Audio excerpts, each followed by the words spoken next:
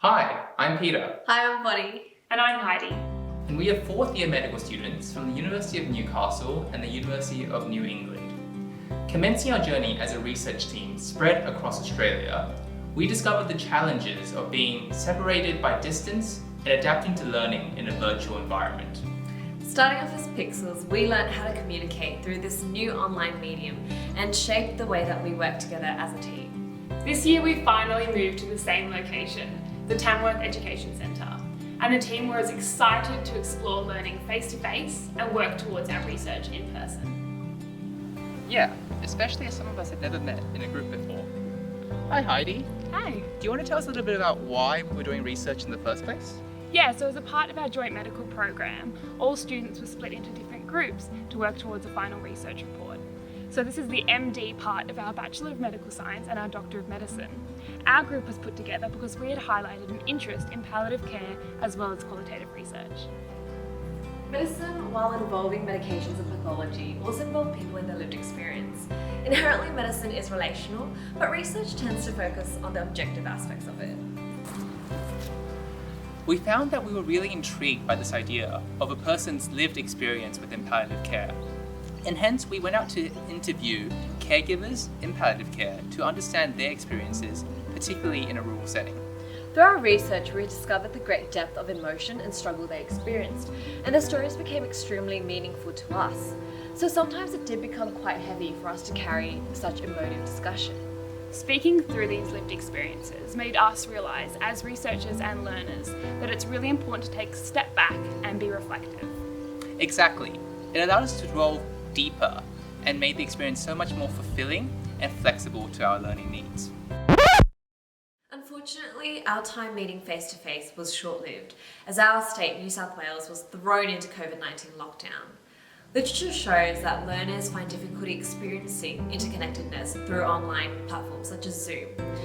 Not only this, but relationships between colleagues have been found to be also put on the back burner as well.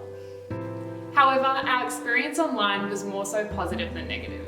Through our collaborative momentum that will underpin our talk today, alongside the passion for our topic and the drive of not only our teammates, but our supervisors, we found it to be a rewarding experience that we hope others can become inspired by and utilise in their own teaching in the future. We're excited to share how we were able to transform Pixels to friendship and collaborative momentum.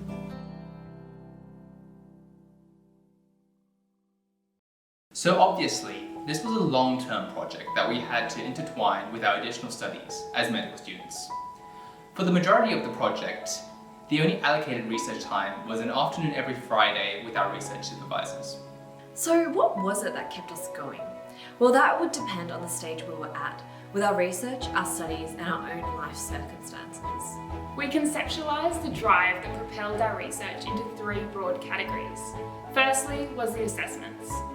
As a university research project, we were tasked with submitting assignments which would be assessed as part of our final passing grades for our degree. These were also organised in a way that aimed to develop our understanding of the research topic in a logical and evolutionary manner.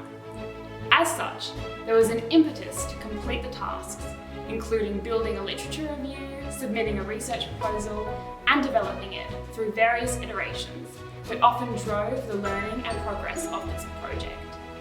However, while this in many ways kick-started our journey, it was not the only factor driving it forward. Being a qualitative project, we recognized the unique opportunity this presented to learn a skill set of research capabilities that is not commonly explored in most medical education settings. A key to this was the engagement of our supervisors, who were tasked in essence with introducing us to a completely foreign way of thinking. We would touch on how this was done later on, but suffice to say that in piquing our curiosity, we developed an appreciation for completing our research with diligence and respect for the process. And finally, developing a close understanding of the topic and the challenges faced in palliative care. Over time, we all developed a strong passion for the research topic and the methodology used. This was particularly evident in the data collection stages. We recognised the privilege that we had to talk to the caregivers, to hear their journey, and even things that they had not spoken to anyone else about. And we knew that through their generosity in giving their time and personal stories, we had a responsibility to do this project well, to make sure what they said was heard and valued through our research. And while at different stages of the process, different priorities took precedence. Our research was overall driven by these three factors collectively, even when faced with the inevitable hurdles, barriers, and other challenges along the way. So then, what did critical creativity look like for us? Well, since we were fresh to the qualitative research paradigm, we had not realised how mentally exhausting it could be. Taking our thinking to the next conceptual level took a lot of energy and, most of all, time. I recall in our last week of our research block, we had a 3-hour discussion regarding the core of our results. And we were also fearful our results were falling apart because our supervisors continued to challenge our interpretations in order to make it more cohesive and solid. And because of this challenging nature of our research, creative outlets were extremely valuable to give ourselves a break and introduce different ways of thinking. We presented daily photos and collated it on this platform called Padlet to encapsulate our mindsets, and this ranged from memes all the way to personal photos. We focused on our own individual thinking and then developed relationships with each other's processing by presenting it to the group. Another example would be the many walk and pick up 10 items tasks, where we were simply prompted to take a stroll and bring back the first 10 items that we could find. I remember some of us even decided not to go outside. Exactly. Because we had open-ended instructions, we were able to exercise our own sense of autonomy and interpret the task in our own way.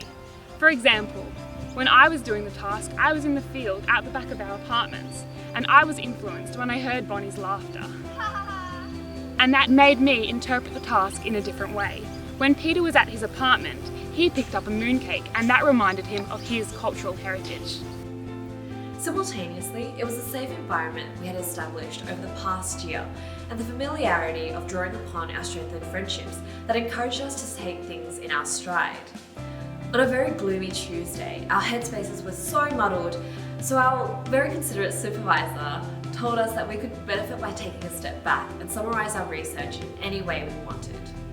I felt most connected to these artworks I found and thought I could best present it as a collage, where the visuals and text could be synthesised to create meaning.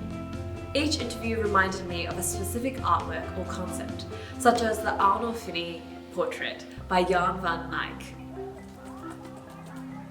Words were my modality. I had these floating ideas that I just needed to write down so I could rearrange and make sense of it all. By the way, this was far from the end of our creative endeavours. We had been working on this crucial aspect of our project throughout, the model. Starting off on Miro, we jotted down the main points of our results and took inspiration from the agencies of the art world. At a certain point, we realized that it started looking like a dog. We continued to work on it day and night, constantly rewording and rearranging our coat hangers and subnodes. And soon enough, Sid was shining. I promise we're not affiliated with Ice Age, but it was this collaborative persistence and emphasis of owning our own research which empowered our continued interpretive process and creativity. So we discussed what drove our learning, we discussed what this involved, and what went well, and at the same time, the challenges we faced. In all of this was the need to maintain a collaborative momentum between us as a team. Reflecting on this process, we considered this idea we like to call the 3 Fs: flexibility, fulfilling, and reflections. We know the last one isn't strictly an F, but please, go with us on this. So considering the flexibility of our process, from the very beginning, we were encouraged to think with a conceptual and abstract headspace, building a safe environment to collaborate. An emphasis was placed thinking outside the box to allow the thought process to be free. As opposed to rigid schedules, we worked with an overarching time frame, with broad expectations of where we wanted to land, but were allowed to plot our own path to get there. Much of this heavily relied on both trust in the process and trust in each other, such as when we were all having a bad day. Take the walk outside and pick up 10 things activity. The way we each interpreted the rules, some took it literally, others went in a conceptual manner. This is an example of the flexibility to deviate and match the activity to what benefited us, and ultimately be responsive to the interpretive nature of our research paradigm. In many ways, this flexibility created a fulfilling environment that motivated us through the research process.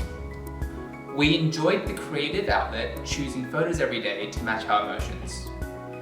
Expressions through art, photos, words allowed us to express ourselves, but also share and relate our understandings with each other, utilizing symbolism and allegory of different mediums to express our own perspectives. And whilst we had the flexibility to think freely, it was fulfilling also to challenge each other and explain our own thinking and justify it. This had a twofold effect. Firstly, it built robustness to our concepts, identifying gaps within our understanding and to improve on them. And secondly, it allowed others to grapple with new perspectives, being fulfilling by broadening each other's understanding as well. Finally, a focus on reflection provided an opportunity to learn from previous experiences, solidify concepts, and build upon ideas. Reflective practice is a key component of our research methodology, but was not a natural process for many of us. And our transition into reflective mindsets required both practice and formal sessions to introduce it. However, we can recognise the importance it had. Take a look at our model. The way it has evolved. Seeing the growth and development helped carry our collaborative momentum by acknowledging the progress we had made and provide the inspiration for where we were heading. Together, these processes not only maintained our collaboration, continuing the momentum over the past 2 years, but it also led to unexpected friendships. The hidden F.